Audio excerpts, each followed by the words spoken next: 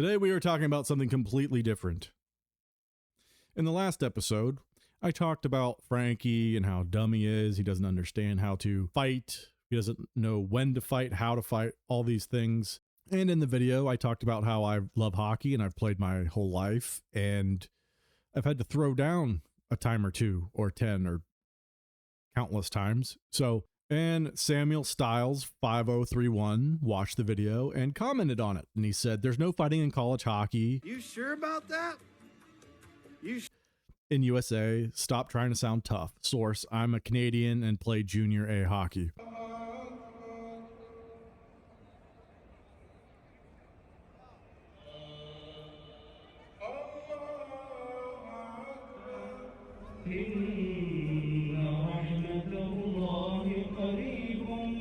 These are your native Canadian people, so, I'm sure a lot of these guys are out there playing hockey, I don't want to offend any Canadians, so I just wanted to represent your people. So here they are. And here are my people. Away, Michelson slings it out the center. Oh, and what a hit on Bristed. Leon Bristed destroyed in the neutral zone. And here come the reinforcements in maroon and gold. Everybody's on it now. Shea diving over the top. Everybody locked up.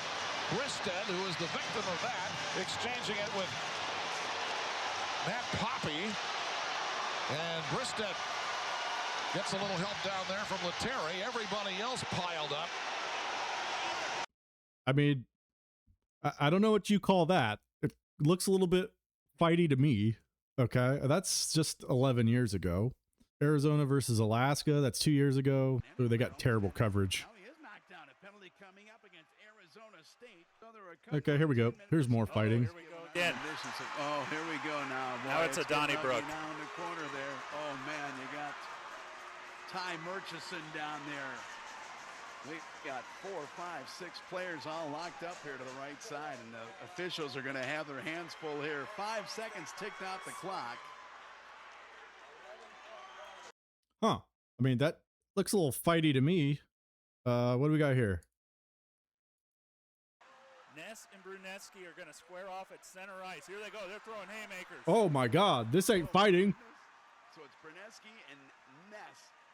10 Ness for Arizona State. Bruneski. Boy, Ness had the upper hand there, and then Bruneski got it. Huh. Ness is just hammering away. Kind of looks like fighting. Not done. The official can't even gain Oh, my God. No. They must be tickling each other. It's patty cake. This isn't an Ice Dogs hockey game. Right. So Ness and Bruneski. Do we notice that if you watch up here on the boards, all the guys watching are smacking their sticks against the boards, cheering them on? Sure this isn't an Ice Dogs hockey game? Right. So Ness and Bruneski. Huh. Huh. Whoops. And then we got some more. Oh, no. That's not fighting, is it? We don't fight in hockey. All right, Sam. Explain what that was. Was that just like a tickling competition? We got Michigan and OSU. That should be fun. Those two really hate each other. Oh, that's not fighting. That's tickling.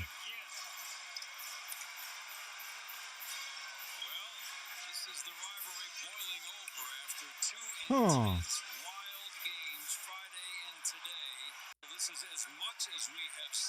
No, guys, don't you know there's no fighting in hockey? Oh, there's no fighting in hockey. Don't hit each other, for God's sakes. Yeah, whatever. You get the point. So there has been fighting in hockey. You're wrong. And he's saying I'm trying to look tough. So whatever. And if I'm trying to look tough, who am I looking tough to? This video is not monetized, so I'm not even getting any clout. Like, I'm not getting money or clout. But anyway, let's look at this. I sent you a link, and it's another college fight. Would it be a Penn State hockey game in 2026 if there was not a series of ejections and a scrum at the end of the game?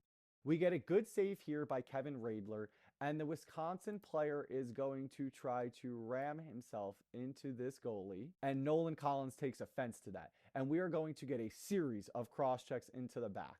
Wisconsin is going to respond to that by sending 3 bodies onto him, and Dane Dowiak is going to take offense. And I want you to watch Dowiak here as we drag down this guy, get him into a bear hug and choke, and he is just wrestling this dude. We ripped off the helmet. Aiden Fink coming over to check what's happening, right? Probably this scrum's going to end. Gavin McKenna's coming to check. Oh, nope, there's more. Here it comes. Gavin McKenna giving a little face wash right here. Hey, my gloves smell like Taco Bell? Huh? How my gloves smell, buddy? How my gloves smell? You like that? Okay.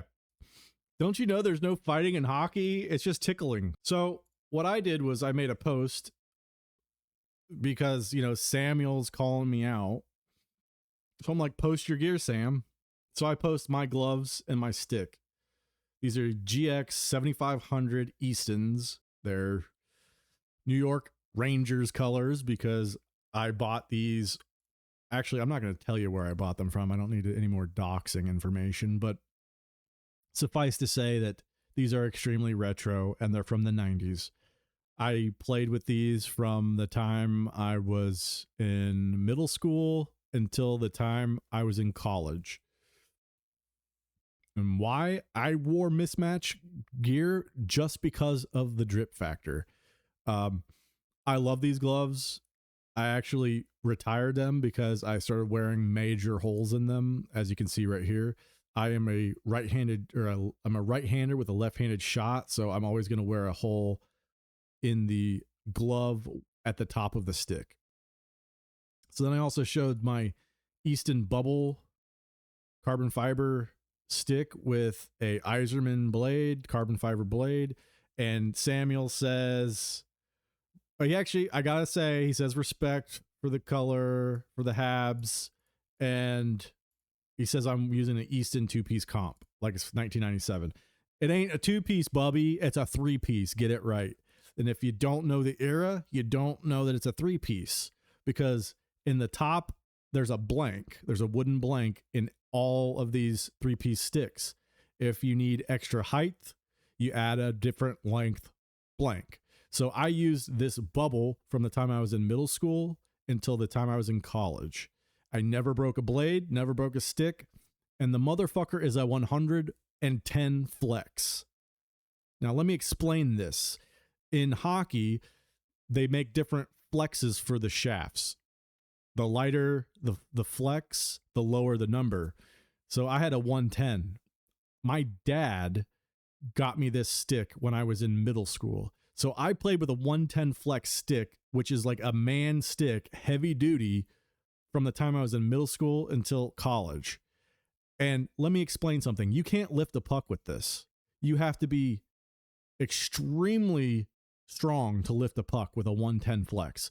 These guys in the NHL now are using insane flexes. Let me show you. Watch how this puck or this stick flexes. You see that?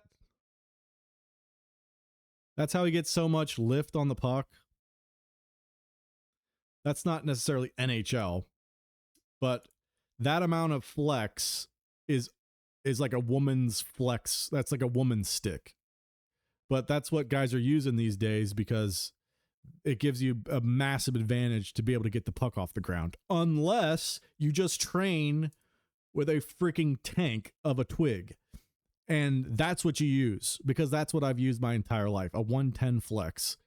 And it made me strong, and it made me able to lift the puck no matter fucking what. The other day I used my buddy's stick, and it was like an 80 flex, and I nearly put it in the fucking rafters.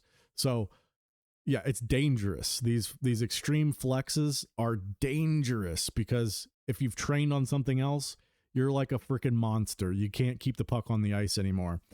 So yeah, that's the point. I said, show me your gear. Here's my gear. Yeah, when you're talking about fighting, I mean, I don't know what you're talking about. Like maybe in Canada, you guys like have pillow fights or something, but in the United States, we do it right.